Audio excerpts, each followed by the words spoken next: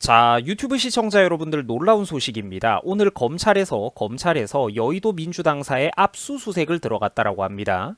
자, 이거는 지금 윤석열 정부가 굉장히 일을 잘하고 있는 겁니다. 그죠? 저도 이 뉴스를 보면서 오늘 깜짝 놀랐어요. 자, 그런데 하지만 민주당 사람들이 저지를 하면서 이게 지금 벌써 몇 시간째 4시간이 넘게 대치를 벌이고 있다라고 합니다. 자, 그리고 여러분들 정확하게는 사실 민주당사에 압수수색을 들어간 거는 아니고 민주연구원 김용해 사무실을 압수수색 들어간 상황입니다. 자, 그런데 좀 웃긴 게 있어요. 민주연구원 사무실이 어디에 있었냐면 공교롭게도 여의도 민주당사와 같은 공간을 쓰고 있었다라는 겁니다. 자, 냄새가 풀풀 나죠. 저쪽 인간들은 그러니까 당연히 뭐 야당에 대한 탄압이다, 정치 탄압을 중단해라 이러고 있는데 아니 근데 민주연구원 사무실을 압수수색하러 갔는데 그 공간이 겹치는 거를 뭐 어쩔 거야. 뭐 당연히 뭐 자료들이고 컴퓨터고 다 털어봐야 되겠죠. 냄새가 풀풀 난다라는 겁니다. 뭘 숨기기 위해서 이렇게 당사와 공간이 겹치도록 해놨던 걸까요? 자, 그리고 혹시나 이번 사태를 잘 모르는 분들을 위해서 설명을 좀 해드리자면은 설명을 좀 해드리도록 하겠습니다. 자, 지금 압수수색이 들어간 정확한 포인트가 제가 민주연구원 김용해 사무실이라고 말씀을 드렸죠. 그런데 그 김용이라는 사람이 그러면은 도대체 누구냐? 바로 이재명의 최측근으로 분류되는 사람입니다.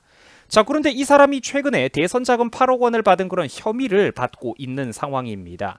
자, 그래서 최근에 검찰이 이 사람과 이 사람의 사무실에 대해서 압수수색에 들어간 거예요. 자, 그래서 뉴스 기사도 한번 살펴보시면 다음과 같은 내용들이 나옵니다. 최근에 검찰은 더불어민주당 이재명 대표의 최측근으로 분류되는 김용 민주연구원 부원장을 상대로 불법 정치자금 수수 혐의로 19일에 체포를 했고 이날 오후 민주연구원에도 압수수색에 들어갔다라고 이렇게 뉴스 기사가 나옵니다. 제가 설명했던 그대로죠. 자, 다만 민주당의 반발로 인해서 현재 대치 중이라고 합니다. 자, 검찰이 법원으로부터 압수수색 영장을 받아가지고 정당한 공무를 집행하려고 하는데 이거를 방해하는 인간들이 있다? 말도 안 되는 일이죠. 싹 다 잡아쳐놓고 법대로 처리해야 할 것입니다. 현 정부도 여기서 어설프게 밀리거나 시간 끌기를 계속 당하면은 진짜 큰일 날 수가 있어요. 일단 지금 칼을 뽑은 것까지는 잘했으니까 부디 단호하게 제대로 대처를 하기 바랍니다. 시간 끄는 동안에 증거인멸되면 얼마나 위험하겠어요. 그죠? 일단 스타트는 정말로 잘 끊었으니까 부디 검사들이 잘 해내기를 바랄 뿐입니다. 자, 그리고 여러분들 그런데 영상을 여기서 벌써 끝내버리면 좀 섭섭하니까 이번에는 논란의 핵심이 되는 인물인 민주연구원 이 김용이라는 인물에 대해 좀 더 깊이 들어가 보도록 할게요. 앞에 거는 그러니까 제가 요약을 했던 것이고 지금부터는 이제 그러니까 본격적으로 깊은 내용으로 들어가는 겁니다. 자, 그러니까 사실 정확한 거는 이 사람 하나 따위가 아니라 이 사람이 누구랑 엮여 있느냐, 이 사람의 윗선을 털어보면은 누구 어디까지 올라가느냐. 그러니까 이 김용이라는 사람이 엮여 있는 사건의 흐름이 포인트가 되겠죠. 지금 모든 압수수색이 이루어질 수 있는 이 첫 시작이 가능했던 게 바로 이 사람에 관련된 혐의가 터져 나왔기 때문입니다. 자, 김용 부원장이라는 사람은 대선 국면이었던 작년 4월에서 8월 당시에 남욱 변호사, 정민용 전 성남도시개발공사 실장, 유동규 전 성남도시개발공사 기획본부장 등등 흔히 말하는 대장동 일당들로부터 8억 원에 달하는 돈을 받은 혐의를 이 사람이 그러니까 받고 있습니다. 자, 그런데 검찰에서는 이 돈이 이재명 대표의 대선 자금으로까지 흘러가 들어갔을 거라고 그 가능성을 의심을 하고 있는 혐의를 두고 있는 상황입니다.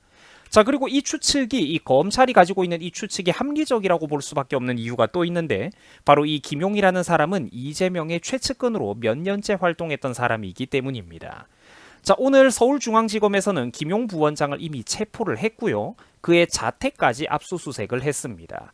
자, 서울중앙지검 반부패 수사 3부에서는 오늘 오전에 뭐라고 발표를 했냐면 정치자금법 위반 혐의로 김용 부원장에 대해서 법원이 발부한 체포영장을 집행했다라고 밝혔습니다.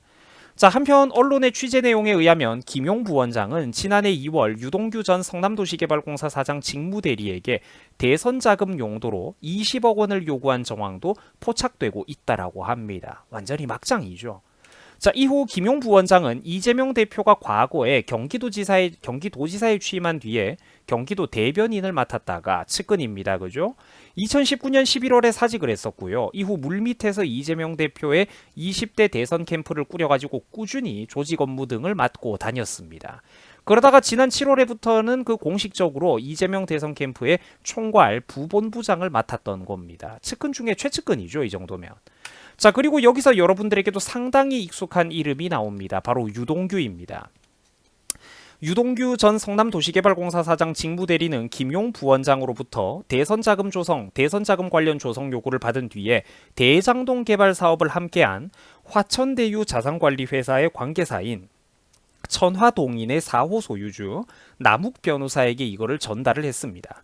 자, 다시 한번 제가 복습시켜 드릴게요. 유동규, 성남도시개발공사, 대선자금, 대장동 개발사업, 화천대유 자산관리회사, 그리고 그 계열사인 천화동인. 여러분들 뉴스를 틀면 한 번쯤 들어봤던 이름이 술술 튀어나오지 않습니까? 그죠? 어쨌든 그래서 그 천화동인의 4호 소유주였던 남욱 변호사에게 이거를 전달을 했습니다. 자, 이후 남욱 변호사는 8억 원의 비자금을 조성을 했습니다. 이후 성남도시개발공사 투자사업 팀장 등으로 대장동 개발 사업에서 사실상 실무를 담당했던 깊숙이 연관이 되어 있던 정민용 변호사에게 이거를 건넸다고 하고요. 이후 정민용 변호사는 남욱 변호사로부터 건네받은 비자금 8억 원을 다시 유동규 전 성남도시개발공사 사장 직무대리, 유동규 대리에게 직무대리에게 이걸 건넸습니다. 자, 이후 유동규 전 직무대리가 김용 부원장에게 그 8억 원의 비자금을 전달하는 방식으로 자금이 흘러들어갔다라고 해요. 자, 지난해 4월부터 8억 원, 그러니까 8월까지, 지난해 4월부터 8월까지 현재 검찰의 판단으로는 최소 수억 원대 이상의 불법된 자금이 전달된 것으로 흘러들어간 것으로 파악되고 있는 상황이라고 합니다. 자, 그리고 여러분들 이 사건을 한번 가만히 보세요. 모두 어딘가에 연결이 되어 있습니다. 그죠? 자, 결국 따지고 보면은 다 화천대유, 대장동 부동산 개발 사업하고 연관된 인간들이라는 거예요. 그리고 그런 인간들이 당시 성남시장이었던 이재명의 모두 그런 측근이자 핵심 관계자로 서로 깊숙이 연결되어 있다라는 겁니다. 검찰도 지금 실제로 이 부분에 여기에 혐의를 두고 수사를 확대하고 있는 상황입니다.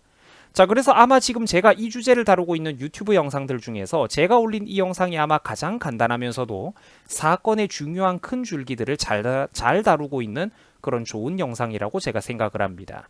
이 영상을 만들기 위해서 이제 여러 가지 뉴스 기사들을 교차 검증을 해봤고 또 검찰의 수사 진행 상황 발표 자료를 제가 또 여러 번 찾아봤습니다. 자, 앞으로도 그래서 추가되는 소식들이 있으면은 이 소식에 관해서 여러분들에게 또 빨리빨리 알기 쉽게 많은 내용들을 전달해 드리도록 하겠습니다. 자, 시청해 주셔가지고 대단히 감사드립니다. 여러분들 모두들 이제 정신을 바싹 차리고 우리가 이 사건을 끝까지 지켜봐야 되겠습니다. 자, 여러분들 수고하셨습니다.